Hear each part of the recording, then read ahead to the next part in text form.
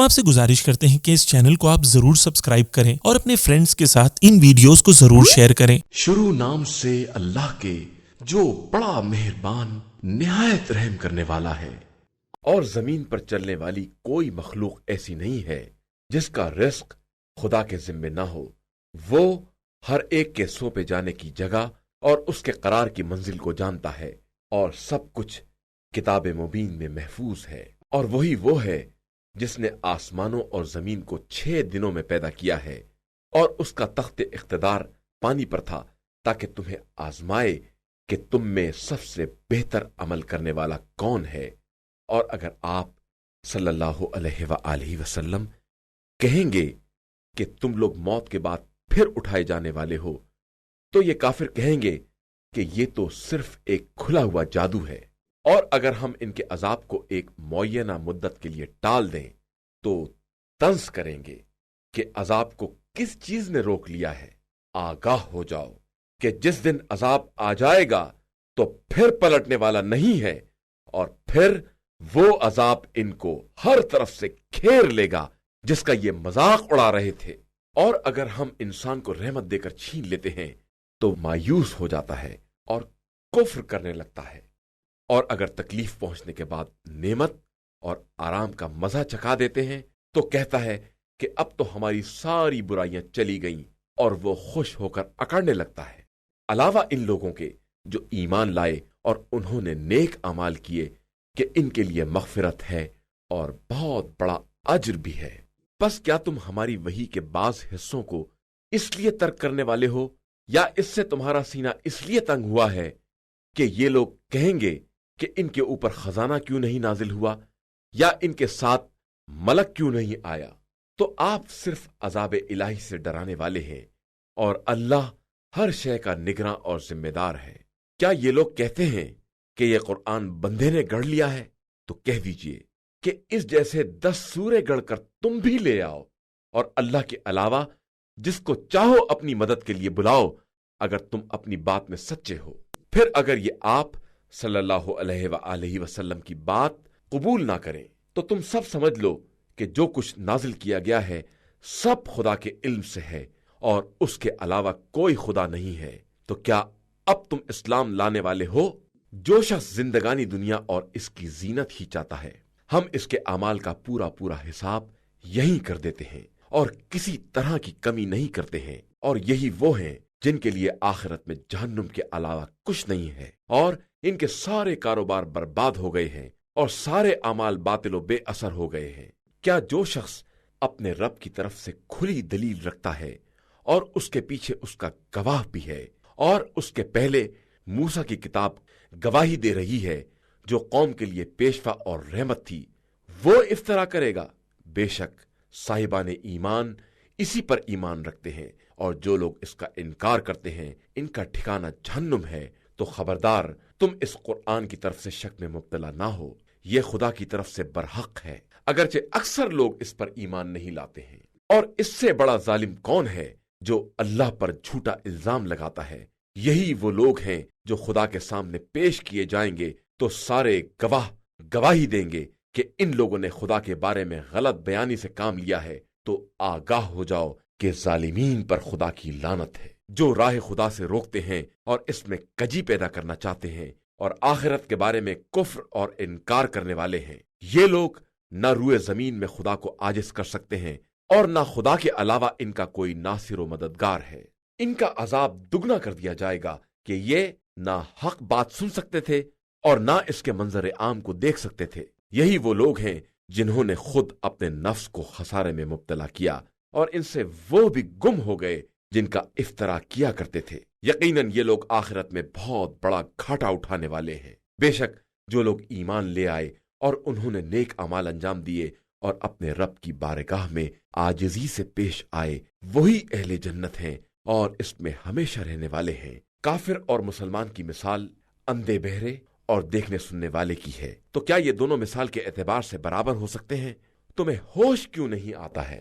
اور ہم نے نوح کو ان کی قوم کی طرف اس پیغام کے ساتھ بھیجا کہ میں تمہارے لیے کھلے ہوئے عذاب الہی سے ڈرانے والا ہوں، اور یہ کہ خبردار تم اللہ کے علاوہ کسی کی عبادت نہ کرنا، کہ میں تمہارے بارے میں دردناک دن کے عذاب کا خوف رکھتا ہوں۔ تو ان کی قوم کے بڑے لوگ جنہوں نے کفر اختیار کر لیا تھا، انہوں نے کہا کہ ہم تو تم کو اپنا ہی جیسا ایک انسان سمجھ رہے ہیں، اور تمہارے اتباع کرنے والوں کو دیکھتے ہیں کہ وہ ہمارے پست طبقے کے سادہ لوح افراد ہیں۔ ہم تم میں اپنے اوپر کوئی فضیلت نہیں دیکھتے ہیں، بلکہ تمہیں جھوٹا خیال کرتے ہیں۔ انہوں نے جواب دیا کہ اے قوم، تمہارا کیا خیال ہے کہ اگر میں اپنے پروردگار کی طرف سے دلیل رکھتا ہوں اور وہ مجھے اپنی طرف سے وہ رحمت عطا کر دے جو تمہیں دکھائی نہ دے، تو کیا میں ناگواری کے باوجود زبردستی تمہارے اوپر لا سکتا ہوں؟ اے قوم، میں تم سے کوئی مال تو نہیں چاہتا ہوں، میرا اجر تو اللہ کے ذمے ہے، اور میں صاحبان ایمان کو نکال بھی نہیں سکتا ہوں کہ وہ لوگ اپنے پروردگار سے ملاقات کرنے والے ہیں۔ البتہ میں تم کو ایک جاہل قوم تصور کر رہا ہوں۔ اے قوم، میں ان لوگوں کو نکال باہر کر دوں تو اللہ کی طرف سے میرا مددگار کون ہوگا؟ کیا تمہیں ہوش نہیں آتا ہے؟ اور میں تم سے یہ بھی نہیں کہتا ہوں کہ میرے پاس تمام خدائی خزانے موجود ہیں، اور نہ ہر غیب کے جاننے کا دعویٰ کرتا ہوں، اور نہ یہ کہتا ہوں کہ میں فرشتہ ہوں، اور نہ جو لوگ تمہاری نگاہوں میں ذلیل ہیں ان کے بارے میں یہ کہتا ہوں کہ خدا انہیں خیر نہ دے گا۔ اللہ ان کے دلوں سے خوب باخبر ہے، میں ایسا کہہ دوں گا تو ظالموں میں شمار ہو جاؤں گا۔ ان لوگوں نے کہا کہ نوح، آپ نے ہم سے جھگڑا کیا اور بہت جھگڑا کیا، تو اب جس چیز کا وعدہ کر رہے تھے اسے لے آؤ اگر تم اپنے دعوے میں سچے ہو۔ نوح نے کہا کہ وہ تو خدا لے آئے گا اگر چاہے گا، اور تم اسے عاجز بھی نہیں کر سکتے ہو۔ اور میں تمہیں نصیحت بھی کرنا چاہوں تو میری نصیحت تمہارے کام نہیں آئے گی اگر خدا ہی تم کو گمراہی میں چھوڑ دینا چاہے۔ وہی تمہارا پروردگار ہے اور اسی کی طرف تم پلٹ کر جانے والے ہو۔ کیا یہ لوگ یہ کہتے ہیں کہ انہوں نے اپنے پاس سے گڑھ لیا ہے؟ تو آپ کہہ دیجئے، اگر میں نے گڑھا ہے تو اس کا جرم میرے ذمہ ہے، اور میں تمہارے جرائم سے بری اور بیزار ہوں۔ اور نوح کی طرف یہ وحی کی گئی کہ تمہاری قوم میں سے اب کوئی ایمان نہ لائے گا علاوہ ان کے جو ایمان لا چکے، لہذا تم ان کے افعال سے رنجیدہ نہ ہو، اور ہماری نگاہوں کے سامنے ہماری وحی کی نگرانی میں کشتی تیار کرو، اور ظالموں کے بارے میں مجھ سے بات نہ کرو کہ یہ سب غرق ہو جانے والے ہیں۔ اور نوح کشتی بنا رہے تھے، اور جب بھی قوم کی کسی جماعت کا گزر ہوتا تھا تو ان کا مذاق اڑاتے تھے۔ نوح نے کہا کہ اگر تم ہمارا مذاق اڑاؤ گے تو کل ہم اسی طرح تمہارا بھی مذاق اڑائیں گے۔ پھر عنقریب تمہیں معلوم ہو جائے گا کہ جس کے پاس عذاب آتا ہے اسے رسوا کر دیا جاتا ہے، اور پھر وہ عذاب دائمی ہی ہو جاتا ہے، یہاں تک کہ جب ہمارا حکم آ گیا اور تنور سے پانی ابلنے لگا تو ہم نے کہا کہ نوح، اپنے ساتھ ہر جوڑے میں سے 2 کو لے لو، اور اپنے اہل کو بھی لے لو، علاوہ ان کے جن کے بارے میں ہلاکت کا فیصلہ ہو چکا ہے، اور صاحبان ایمان کو بھی لے لو، اور ان کے ساتھ ایمان والے بہت ہی کم تھے۔ نوح نے کہا اب تم سب کشتی میں سوار ہو جاؤ، خدا کے نام کے سہارے اس کا بہاؤ بھی ہے اور ٹھہراؤ بھی، اور بے شک میرا پروردگار بڑا بخشنے والا مہربان ہے۔ اور وہ کشتی انہیں لے کر پہاڑوں جیسی موجوں کے درمیان چلی جا رہی تھی کہ نوح نے اپنے فرزند کو آواز دی جو الگ جگہ پر تھا کہ فرزند، ہمارے ساتھ کشتی میں سوار ہو جا اور کافروں میں نہ ہو جا۔ اس نے کہا میں عنقریب پہاڑ پر پناہ لے لوں گا، وہ مجھے پانی سے بچا لے گا۔ نوح نے کہا کہ آج حکم خدا سے کوئی بچانے والا نہیں ہے سوائے اس کے جس پر خود خدا رحم کرے۔ اور پھر دونوں کے درمیان موج حائل ہو گئی اور وہ ڈوبنے والوں میں شامل ہو گیا۔ اور قدرت کا حکم ہوا کہ اے زمین اپنے پانی کو نگل لے، اور اے آسمان اپنے پانی کو روک لے، اور پھر پانی گھٹ گیا اور کام تمام کر دیا گیا، اور کشتی کوہ جودی پر ٹھہر گئی، اور آواز آئی کہ ہلاکت قوم ظالمین کے لیے ہے۔ اور نوح نے اپنے پروردگار کو پکارا کہ پروردگار، میرا فرزند میرے اہل میں سے ہے، اور تیرا وعدہ اہل کو بچانے کا برحق ہے، اور تو بہترین فیصلہ کرنے والا ہے۔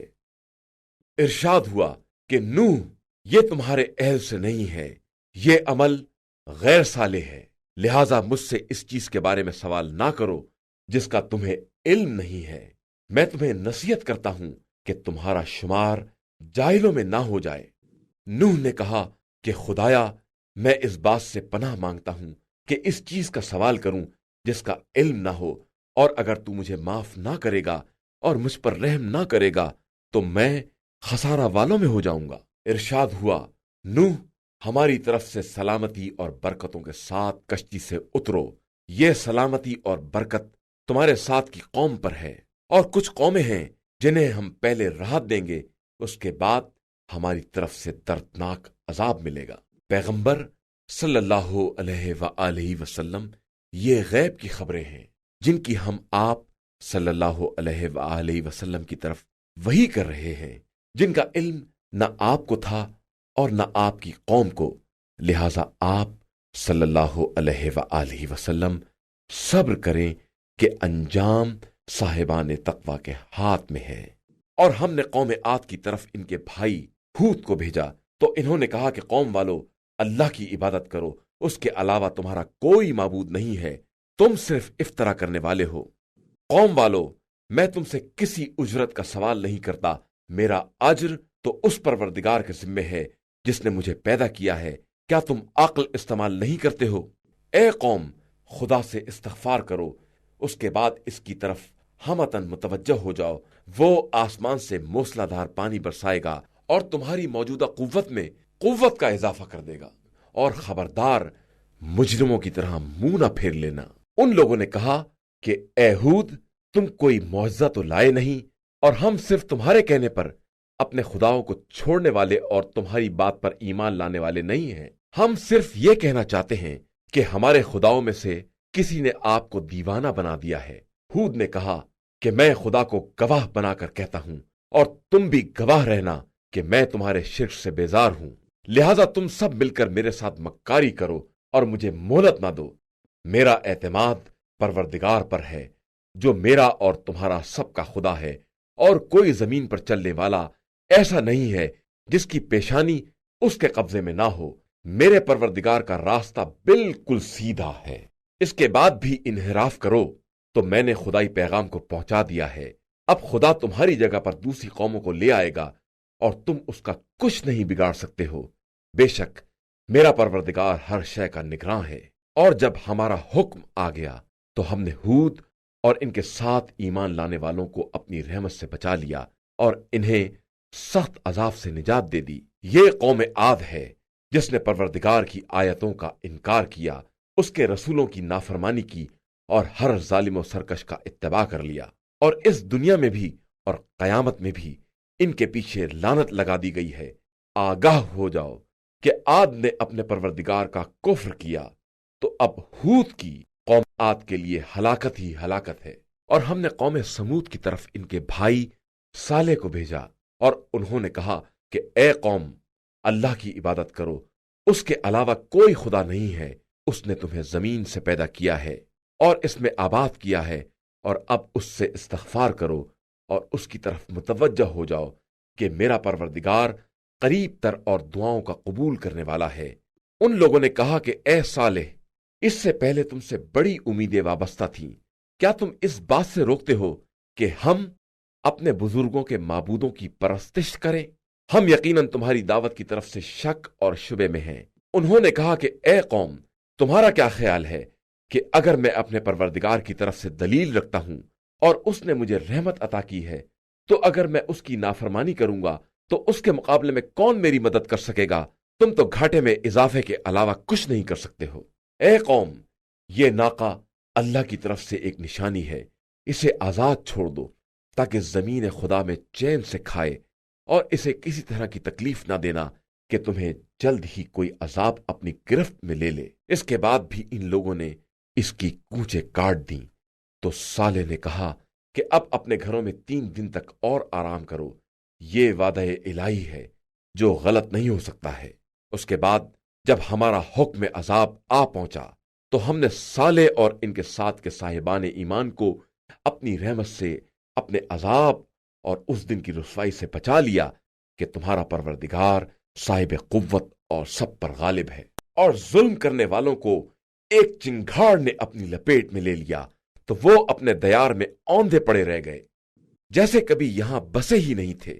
آگاہ ہو جاؤ کہ سمود نے اپنے رب کی نافرمانی کی ہے، اور ہوشیار ہو جاؤ کہ سمود کے لیے ہلاکت ہی ہلاکت ہے۔ اور ابراہیم کے پاس ہمارے نمائندے بشارت لے کر آئے اور آ کر سلام کیا، تو ابراہیم نے بھی سلام کیا، اور تھوڑی دیر نہ گزری تھی کہ بھنا ہوا بچڑا لے آئے، اور جب دیکھا کہ ان لوگوں کے ہاتھ ادھر نہیں بڑھ رہے ہیں تو تعجب کیا اور ان کی طرف سے خوف محسوس کیا۔ انہوں نے کہا کہ آپ ڈرے نہیں، ہم قوم لوط کی طرف بھیجے گئے ہیں۔ ابراہیم کی زوجہ اسی جگہ کھڑی تھی، یہ سن کر ہنس پڑی، تو ہم نے انہیں اسحاق کی بشارت دے دی، اور اسحاق کے بعد پھر یعقوب کی بشارت دی۔ تو انہوں نے کہا کہ یہ مصیبت اب میرے یہاں بچہ ہوگا، جبکہ میں بھی بوڑھی ہوں اور میرے میاں بھی بوڑھے ہیں، یہ تو بالکل عجیب سی بات ہے۔ فرشتوں نے کہا کہ کیا تمہیں حکم الہی میں تعجب ہو رہا ہے؟ اللہ کی رحمت اور برکت تم گھر والوں پر ہے، وہ قابل حمد اور صاحب مجد و بزرگی ہے۔ اس کے بعد جب ابراہیم کا خوف برطرف ہوا اور ان کے پاس بشارت بھی آ چکی، تو انہوں نے ہم سے قوم لوط کے بارے میں اصرار کرنا شروع کر دیا۔ بے شک ابراہیم بہت ہی درد مند اور خدا کی طرف رجوع کرنے والے تھے۔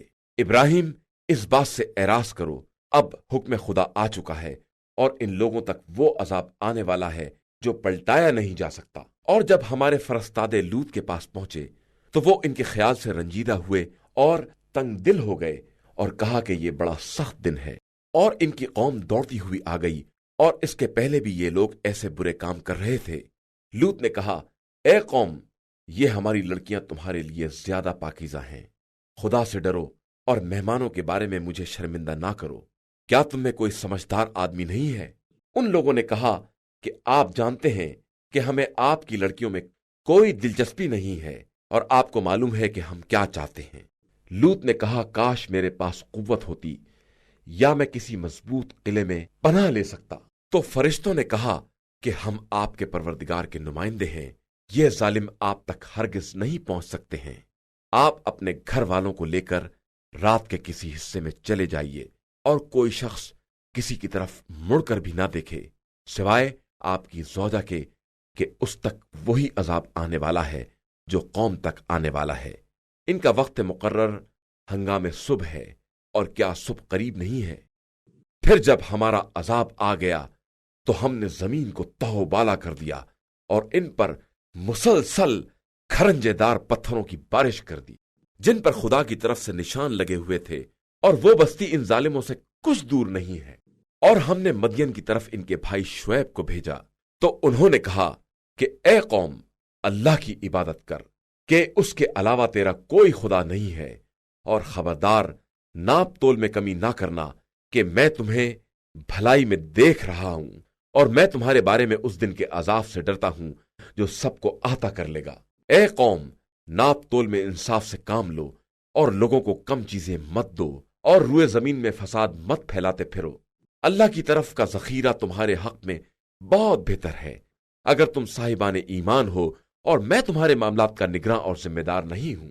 ان لوگوں نے طنز کیا کہ شعیب، کیا تمہاری نماز تمہیں یہ حکم دیتی ہے کہ ہم اپنے بزرگوں کے معبودوں کو چھوڑ دیں، یا اپنے اموال میں اپنی مرضی کے مطابق تصرف نہ کریں؟ تم تو بڑے بردبار اور سمجھدار معلوم ہوتے ہو۔ شعیب نے کہا کہ اے قوم والو، تمہارا کیا خیال ہے کہ اگر میں خدا کی طرف سے روشن دلیل رکھتا ہوں، اور اس نے مجھے بہترین رزق عطا کر دیا ہے، اور میں یہ بھی نہیں چاہتا ہوں کہ جس چیز سے تم کو روکتا ہوں خود اسی کی خلاف ورزی کروں، میں تو صرف اصلاح چاہتا ہوں جہاں تک میرے امکان میں ہو۔ میری توفیق صرف اللہ سے وابستہ ہے، اسی پر میرا اعتماد ہے، اور اسی کی طرف میں توجہ کر رہا ہوں۔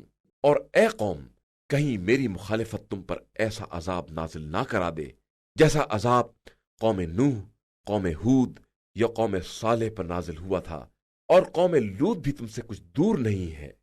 اور اپنے پروردگار سے استغفار کرو، اس کے بعد اس کی طرف متوجہ ہو جاؤ کہ بے شک میرا پروردگار بہت مہربان اور محبت کرنے والا ہے۔ ان لوگوں نے کہا کہ اے شعیب، آپ کی اکثر باتیں ہماری سمجھ میں نہیں آتی ہیں، اور ہم تو آپ کو اپنے درمیان کمزور ہی پا رہے ہیں، کہ اگر آپ کا قبیلہ نہ ہوتا تو ہم آپ کو سنسار کر دیتے، اور آپ ہم پر غالب نہیں آ سکتے تھے۔ شعیب نے کہا کہ کیا میرا قبیلہ تمہاری نگاہ میں اللہ سے زیادہ عزیز ہے، اور تم نے اللہ کو بالکل پس پشت ڈال دیا ہے، جبکہ میرا پروردگار تمہارے اعمال کا خوب احاطہ کیے ہوئے ہے۔ اور اے قوم، تم اپنی جگہ پر اپنا کام کرو، میں اپنا کام کر رہا ہوں۔ ان قریب جان لوگے کہ کس کے پاس عذاب آ کر اسے رسوا کر دیتا ہے اور کون جھوٹا ہے، اور انتظار کرو کہ میں بھی تمہارے ساتھ انتظار کرنے والا ہوں۔ اور جب ہمارا حکم عذاب آ گیا تو ہم نے شعیب اور ان کے ساتھ ایمان لانے والوں کو اپنی رحمت سے بچا لیا، اور ظلم کرنے والوں کو ایک چنگھاڑ نے پکڑ لیا تو وہ اپنے دیار ہی میں الٹ پلٹ ہو گئے، جیسے کبھی یہاں بسے ہی نہیں تھے۔ اور آگاہ ہو جاؤ، قوم مدین کے لیے ویسے ہی ہلاکت ہے جیسے قوم سمود ہلاک ہو گئی تھی۔ اور ہم نے موسیٰ کو اپنی نشانیوں اور روشن دلیل کے ساتھ بھیجا فرعون اور اس کی قوم کی طرف، تو لوگوں نے فرعون کے حکم کا اتباع کر لیا، جبکہ فرعون کا حکم عقل و ہوش والا حکم نہیں تھا۔ وہ روز قیامت اپنی قوم کے آگے آگے چلے گا اور انہیں جہنم میں وارد کر دے گا، جو بدترین وارد ہونے کی جگہ ہے۔ ان لوگوں کے پیچھے اس دنیا میں بھی لعنت لگا دی گئی ہے، اور روز قیامت بھی یہ بدترین عطیہ ہے جو انہیں دیا جائے گا۔ یہ چند بستیوں کی خبریں ہیں جو ہم آپ سے بیان کر رہے ہیں۔ ان میں سے بعض باقی رہ گئی ہیں اور بعض کٹ پٹ کر برابر ہو گئی ہیں، اور ہم نے ان پر کوئی ظلم نہیں کیا ہے، بلکہ انہوں نے خود اپنے اوپر ظلم کیا ہے۔ تو عذاب کے آ جانے کے بعد ان کے وہ خدا بھی کام نہ آئے جنہیں وہ خدا کو چھوڑ کر پکار رہے تھے، اور ان خداؤں نے مزید ہلاکت کے علاوہ انہیں کچھ نہیں دیا۔ اور اسی طرح تمہارے پروردگار کی گرفت ہوتی ہے جب وہ ظلم کرنے والی بستیوں کو اپنی گرفت میں لے لیتا ہے، کہ اس کی گرفت بہت ہی سخت اور دردناک ہوتی ہے۔ اس بات میں ان لوگوں کے لیے نشانی پائی جاتی ہے جو عذاب آخرت سے ڈرنے والے ہیں۔ وہ دن جس دن تمام لوگ جمع کیے جائیں گے اور وہ سب کی حاضری کا دن ہوگا، اور ہم اپنے عذاب کو صرف ایک معینہ مدت کے لیے ٹال رہے ہیں۔ اس کے بعد جس دن وہ آ جائے گا تو کوئی شخص بھی اذن خدا کے بغیر کسی سے بات بھی نہ کر سکے گا۔ اس دن کچھ بدبخت ہوں گے اور کچھ نیک بخت۔ پس جو لوگ بدبخت ہوں گے وہ جہنم میں رہیں گے، جہاں ان کے لیے صرف ہائے وائے اور چیخ و پکار ہوگی۔ وہ وہیں ہمیشہ رہنے والے ہیں جب تک آسمان و زمین قائم ہے، مگر یہ کہ آپ کا پروردگار نکالنا چاہے کہ وہ جو بھی چاہے کر سکتا ہے۔ اور جو لوگ نیک بخت ہیں وہ جنت میں ہوں گے اور وہیں ہمیشہ رہیں گے جب تک کہ آسمان و زمین قائم ہے، مگر یہ کہ پروردگار اس کے خلاف چاہے۔ یہ خدا کی ایک عطا ہے، لہذا خدا کے علاوہ جس کی بھی یہ پرستش کرتے ہیں اس کی طرف سے آپ کسی شبے میں نہ پڑیں۔ یہ اسی طرح پرستش کر رہے ہیں جس طرح ان کے باپ دادا کر رہے تھے، اور ہم انہیں پورا پورا حصہ بغیر کسی کمی کے دیں گے۔ اور ہم نے موسیٰ کو کتاب دی تو اس میں بھی اختلاف پیدا کر دیا گیا، اور اگر تمہارے پروردگار کی طرف سے پہلے بات نہ ہو گئی ہوتی تو ان کے درمیان فیصلہ کر دیا جاتا، اور یہ لوگ اس عذاب کی طرف سے شک میں پڑے ہوئے ہیں۔ اور یقیناً تمہارا پروردگار سب کے اعمال کا پورا پورا بدلہ دے گا، اور وہ ان سب کے اعمال سے خوب باخبر ہے۔ لہذا آپ کو جس طرح حکم دیا گیا ہے اسی طرح استقامت سے کام لیں، اور وہ بھی جنہوں نے آپ کے ساتھ توبہ کر لی ہے، اور کوئی کسی طرح کی زیادتی نہ کرے، کہ خدا سب کے اعمال کو خوب دیکھنے والا ہے۔ اور خبردار، تم لوگ ظالموں کی طرف جھکاؤ اختیار نہ کرنا، کہ جہنم کی آگ تمہیں چھو لے گی، اور خدا کے علاوہ کوئی تمہارا سرپرست نہیں ہوگا، اور تمہاری مدد بھی نہیں کی جائے گی۔ اور پیغمبر آپ صلی اللہ علیہ وآلہ وسلم دن کے دونوں حصوں میں اور رات گئے نماز قائم کریں، کہ نیکیاں برائیوں کو ختم کر دینے والی ہیں، اور یہ ذکر خدا کرنے والوں کے لیے ایک نصیحت ہے۔ اور آپ صلی اللہ علیہ وآلہ وسلم صبر سے کام لیں، کہ خدا نیک عمل کرنے والوں کے اجر کو ضائع نہیں کرتا ہے۔ تو تمہارے پہلے والے زمانوں اور نسلوں میں ایسے صاحبان عقل کیوں نہیں پیدا ہوئے جو لوگوں کو زمین میں فساد پھیلانے سے روکتے،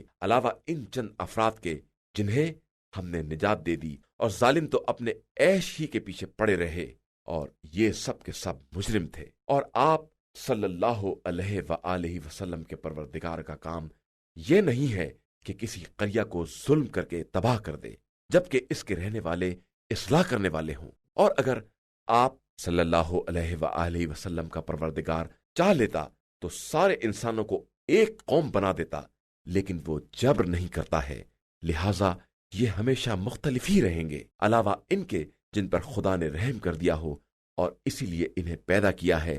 اور آپ کے پروردگار کی یہ بات قطعی حق ہے کہ ہم جہنم کو انسانوں اور جنوں سے بھر کر رہیں گے۔ اور ہم قدیم رسولوں کے واقعات آپ صلی اللہ علیہ وآلہ وسلم سے بیان کر رہے ہیں کہ ان کے ذریعے آپ کے دل کو مضبوط رکھیں، اور ان واقعات میں حق، نصیحت اور صاحبان ایمان کے لیے سامان عبرت بھی ہے۔ اور آپ صلی اللہ علیہ وآلہ وسلم ان بے ایمانوں سے کہہ دیں کہ تم اپنی جگہ پر کام کرو اور ہم اپنی جگہ پر اپنا کام کر رہے ہیں، اور پھر انتظار کرو کہ ہم بھی انتظار کرنے والے ہیں، اور اللہ ہی کے لیے آسمان اور زمین کا کل غیب ہے، اور اسی کی طرف تمام امور کی بازگشت ہے، لہذا آپ صلی اللہ علیہ وآلہ وسلم اسی کی عبادت کریں اور اسی پر اعتماد کریں کہ آپ کا رب لوگوں کے اعمال سے غافل نہیں ہے۔ شروع نام سے اللہ کے جو بڑا مہربان نہایت رحم کرنے والا ہے۔ الف لام را، یہ کتاب مبین کی آیتیں ہیں۔ ہم نے اسے عربی قرآن بنا کر نازل کیا ہے کہ شاید تم لوگوں کو عقل آ جائے۔ پیغمبر، ہم آپ صلی اللہ علیہ وآلہ وسلم کے سامنے ایک بہترین قصہ بیان کر رہے ہیں جس کی وحی اس قرآن کے ذریعے آپ صلی اللہ علیہ وآلہ وسلم کی طرف کی گئی ہے، اگرچہ اس سے پہلے آپ صلی اللہ علیہ وآلہ وسلم اس کی طرف سے بے خبر لوگوں میں تھے۔ اس وقت کو یاد کرو جب یوسف نے اپنے والد سے کہا کہ بابا، میں نے خواب میں 11 ستاروں اور آفتاب و مہتاب کو دیکھا ہے، اور یہ دیکھا ہے کہ یہ سب میرے سامنے سجدہ کر رہے ہیں۔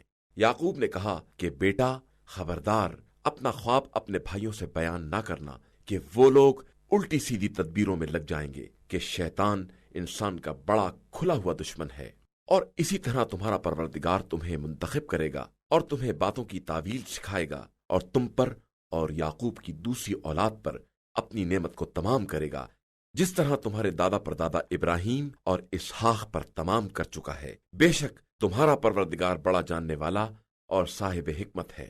یقیناً یوسف اور ان کے بھائیوں کے واقعہ میں سوال کرنے والوں کے لیے بڑی نشانیاں پائی جاتی ہیں۔ جب ان لوگوں نے کہا کہ یوسف اور ان کے بھائی ابن یامین ہمارے باپ کی نگاہ میں زیادہ محبوب ہیں، حالانکہ ہماری ایک بڑی جماعت ہے، یقیناً ہمارے ماں باپ ایک کھلی ہوئی گمراہی میں مبتلا ہیں، تم لوگ یوسف کو قتل کر دو یا کسی زمین میں پھینک دو تو باپ کا رخ تمہاری ہی طرف ہو جائے گا، اور تم سب ان کے بعد صالح قوم بن جاؤ گے۔ ان میں سے ایک شخص نے کہا کہ یوسف کو قتل نہ کرو بلکہ کسی اندھے کنویں میں ڈال دو تاکہ کوئی قافلہ اٹھا لے جائے، اگر تم کچھ کرنا ہی چاہتے ہو۔ ان لوگوں نے یعقوب سے کہا کہ بابا، کیا بات ہے کہ آپ یوسف کے بارے میں ہم پر بھروسہ نہیں کرتے ہیں، حالانکہ ہم ان پر شفقت کرنے والے ہیں۔ کل ہمارے ساتھ بھیج دیجئے، کچھ کھائے پیے اور کھیلے، اور ہم تو اس کی حفاظت کرنے والے موجود ہی ہیں۔ یعقوب نے کہا، مجھے اس کا لے جانا تکلیف پہنچاتا ہے، اور میں ڈرتا ہوں کہ کہیں اسے بھیڑیا نہ کھا جائے اور تم غافل ہی رہ جاؤ۔ اور ان لوگوں نے کہا کہ اگر اسے بھیڑیا کھا گیا اور ہم سب اس کے بھائی ہی ہیں تو ہم بڑے خسارہ والوں میں ہو جائیں گے۔ اس کے بعد جب وہ سب یوسف کو لے گئے اور یہ طے کر لیا کہ انہیں اندھے کنویں میں ڈال دیں، اور ہم نے یوسف کی طرف وحی کر دی کہ عنقریب تم ان کو اس سازش سے باخبر کرو گے اور انہیں خیال بھی نہ ہوگا۔ اور وہ لوگ رات کے وقت باپ کے پاس روتے پیٹتے آئے، کہنے لگے، بابا، ہم دوڑ لگانے چلے گئے اور یوسف کو اپنے سامان کے پاس چھوڑ دیا تو ایک بھیڑیا آ کر انہیں کھا گیا، اور آپ ہماری بات کا یقین نہ کریں گے چاہے ہم کتنے ہی سچے کیوں نہ ہوں، اور یوسف کے کرتے پر جھوٹا خون لگا کر لے آئے۔ یعقوب نے کہا کہ یہ بات صرف تمہارے دل نے گڑھی ہے، لہذا میرا راستہ صبر جمیل کا ہے، اور اللہ تمہارے بیان کے مقابلے میں میرا مددگار ہے۔ اور وہاں ایک قافلہ آیا جس کے پانی نکالنے والے نے اپنا ڈول کنویں میں ڈالا تو آواز دی، ارے واہ، یہ تو بچہ ہے، اور اسے ایک قیمتی سرمایہ سمجھ کر چھپا لیا، اور اللہ ان کے اعمال سے خوب باخبر ہے۔ اور ان لوگوں نے یوسف کو معمولی قیمت پر بیچ ڈالا، چند درہم کے عوض، اور وہ لوگ تو ان سے بیزار تھے ہی۔ اور مصر کے جس شخص نے انہیں خریدا تھا، اس نے اپنی بیوی سے کہا کہ اسے عزت و احترام کے ساتھ رکھو، شاید یہ ہمیں کوئی فائدہ پہنچائے یا ہم اسے اپنا فرزند بنا لیں۔ اور اس طرح ہم نے یوسف کو زمین میں اقتدار دیا، اور تاکہ اس طرح انہیں خوابوں کی تعبیر کا علم سکھائیں، اور اللہ اپنے کام پر غلبہ رکھنے والا ہے۔ یہ اور بات ہے کہ اکثر لوگوں کو اس کا علم نہیں ہے۔ اور جب یوسف اپنی جوانی کی عمر کو پہنچے تو ہم نے انہیں حکم اور علم عطا کر دیا کہ ہم اسی طرح نیک عمل کرنے والوں کو جزا دیا کرتے ہیں۔ اور اس نے ان سے اظہار محبت کیا جس کے گھر میں یوسف رہتے تھے، اور دروازے بند کر دیے، اور کہنے لگی، لو آؤ۔ یوسف نے کہا کہ معاذ اللہ، وہ میرا مالک ہے، اس نے مجھے اچھی طرح رکھا ہے، اور ظلم کرنے والے کبھی کامیاب نہیں ہوتے۔ اور یقیناً اس عورت نے ان سے برائی کا ارادہ کیا، اور وہ بھی ارادہ کر بیٹھتے اگر اپنے رب کی دلیل نہ دیکھ لیتے۔ یہ تو ہم نے اس طرح کا انتظام کیا کہ ان سے برائی اور بدکاری کا رخ موڑ دیں کہ وہ ہمارے مخلص بندوں میں سے تھے۔ اور دونوں نے دروازے کی طرف سبقت کی، اور اس نے ان کا کرتا پیچھے سے پھاڑ دیا، اور دونوں نے اس کے سردار کو دروازے ہی پر دیکھ لیا۔ اس نے گھبرا کر فریاد کی، جو تمہاری عورت کے ساتھ برائی کا ارادہ کرے، اس کی سزا اس کے علاوہ کیا ہے کہ اسے قیدی بنا دیا جائے یا اس پر دردناک عذاب کیا جائے۔ یوسف نے کہا کہ اس نے خود مجھ سے اظہار محبت کیا ہے، اور اس پر اس کے گھر والوں میں سے ایک گواہ نے گواہی بھی دے دی کہ اگر ان کا دامن سامنے سے پھٹا ہے تو وہ سچی ہے اور یہ جھوٹوں میں سے ہیں، اور اگر ان کا کرتا پیچھے سے پھٹا ہے تو وہ جھوٹی ہے، یہ سچوں میں سے ہیں۔ پھر جو دیکھا کہ ان کا کرتا پیچھے سے پھٹا ہے تو اس نے کہا کہ یہ تم عورتوں کی مکاری ہے، تمہارا مکر بہت عظیم ہوتا ہے۔ یوسف، اب تم اس سے اعراض کرو، اور زلیخا، تو اپنے گناہ کے لیے استغفار کر کہ تو خطاکاروں میں ہے۔ اور پھر شہر کی عورتوں نے کہنا شروع کر دیا کہ عزیز مصر کی عورت اپنے جوان کو اپنی طرف کھینچ رہی تھی، اور اسے اس کی محبت نے مدہوش بنا دیا تھا۔ ہم یہ دیکھ رہے ہیں کہ یہ عورت بالکل ہی کھلی ہوئی گمراہی میں ہے۔ پھر جب زلیخا نے ان عورتوں کی مکاری اور تشہیر کا حال سنا تو بلا بھیجا، اور ان کے لیے پرتکلف دعوت کا انتظام کر کے مسند لگا دی، اور سب کو ایک ایک چھری دے دی، اور یوسف سے کہا کہ تم ان کے سامنے سے نکل جاؤ۔ پھر جیسے ہی ان لوگوں نے دیکھا تو بڑا حسین و جمیل پایا، اور اپنے ہاتھ کاٹ ڈالے، اور کہا کہ ماشاء اللہ، یہ تو آدمی نہیں ہے بلکہ کوئی محترم فرشتہ ہے۔ زلیخا نے کہا کہ یہی وہ ہے جس کے بارے میں تم لوگوں نے میری ملامت کی ہے، اور میں نے اسے کھینچنا چاہا تھا کہ یہ بچ کر نکل گیا، اور جب میری بات نہیں مانی تو اب قید کیا جائے گا اور ذلیل بھی ہوگا۔ یوسف نے کہا کہ پروردگار، یہ قید مجھے اس کام سے زیادہ محبوب ہے جس کی طرف یہ لوگ دعوت دے رہی ہیں، اور اگر تو ان کے مکر کو میری طرف سے موڑ نہ دے گا تو میں ان کی طرف مائل ہو سکتا ہوں، اور میرا شمار بھی جاہلوں میں ہو سکتا ہے۔ تو ان کے پروردگار نے ان کی بات قبول کر لی، اور ان عورتوں کے مکر کو پھیر دیا کہ وہ سب کی سننے والا اور سب کا جاننے والا ہے۔ اس کے بعد ان لوگوں کو تمام نشانیاں دیکھنے کے بعد بھی یہ خیال آ گیا کہ کچھ مدت کے لیے یوسف کو قیدی بنا دیں، اور قید خانے میں ان کے ساتھ دو جوان اور داخل ہوئے۔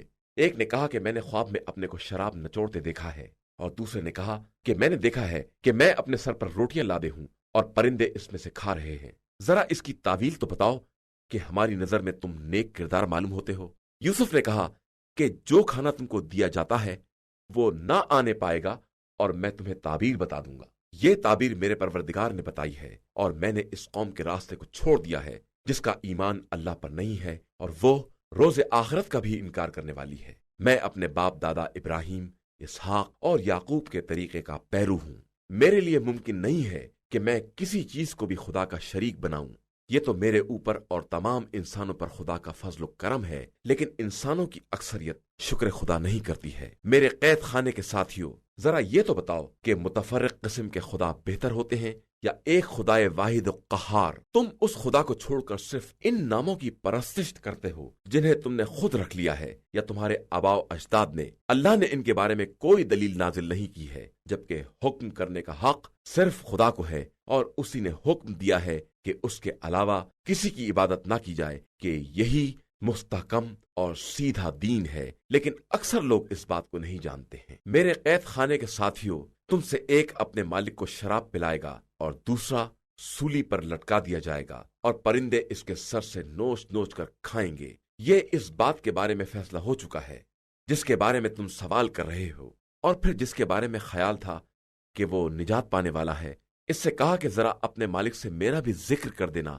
لیکن شیطان نے اسے مالک سے ذکر کرنے کو بھلا دیا اور یوسف چند سال تک قید خانے ہی میں پڑے رہے۔ اور پھر ایک دن بادشاہ نے لوگوں سے کہا کہ میں نے خواب میں 7 موٹی گائیں دیکھی ہیں جنہیں 7 پتلی گائیں کھائے جا رہی ہیں، اور 7 ہری تازی بالیاں دیکھی ہیں اور 7 خشک بالیاں دیکھی ہیں۔ تم سب میرے خواب کے بارے میں رائے دو، اگر تمہیں خواب کی تعبیر دینا آتا ہو تو۔ ان لوگوں نے کہا کہ یہ تو ایک خواب پریشاں ہے اور ہم ایسے خوابوں کی تعبیر سے باخبر نہیں ہیں۔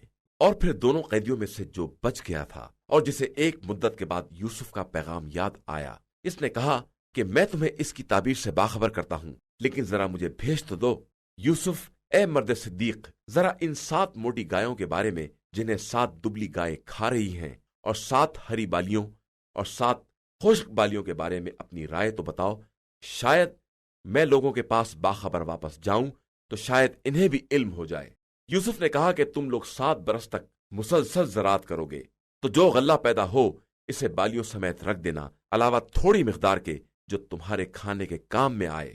اس کے بعد 7 سخت سال آئیں گے جو تمہارے سارے ذخیروں کو کھا جائیں گے، علاوہ اس تھوڑے مال کے جو تم نے بچا کر رکھا ہے۔ اس کے بعد 1 سال آئے گا جس میں لوگوں کی فریاد رسی اور بارش ہوگی اور لوگ خوب انگور نچوڑیں گے۔ تو بادشاہ نے یہ سن کر کہا کہ ذرا اسے یہاں تو لے آؤ۔ بس جب نمائندہ آیا تو یوسف نے کہا کہ اپنے مالک کے پاس پلٹ کر جاؤ اور پوچھو کہ ان عورتوں کے بارے میں کیا خیال ہے جنہوں نے اپنے ہاتھ کاٹ ڈالے تھے، کہ میرا پروردگار ان کے مکر سے خوب باخبر ہے۔ بادشاہ نے ان عورتوں سے دریافت کیا کہ آخر تمہارا کیا معاملہ تھا جب تم نے یوسف سے اظہار تعلق کیا تھا؟ ان لوگوں نے کہا کہ ماشاء اللہ، ہم نے ہرگز ان میں کوئی برائی نہیں دیکھی۔ تو عزیز مصر کی بیوی نے کہا کہ اب حق بالکل واضح ہو گیا ہے کہ میں نے خود انہیں اپنی طرف مائل کرنے کی کوشش کی تھی اور وہ صادقین میں سے ہیں۔ یوسف نے کہا کہ یہ ساری بات اس لیے ہے کہ بادشاہ کو یہ معلوم ہو جائے کہ میں نے اس کی عدم موجودگی میں کوئی خیانت نہیں کی ہے، اور خدا خیانت کاروں کے مکر کو کامیاب نہیں ہونے دیتا۔ إِنَّا هَدَيْنَاهُ السَّبِيلَ إِمَّا شَاكِرًا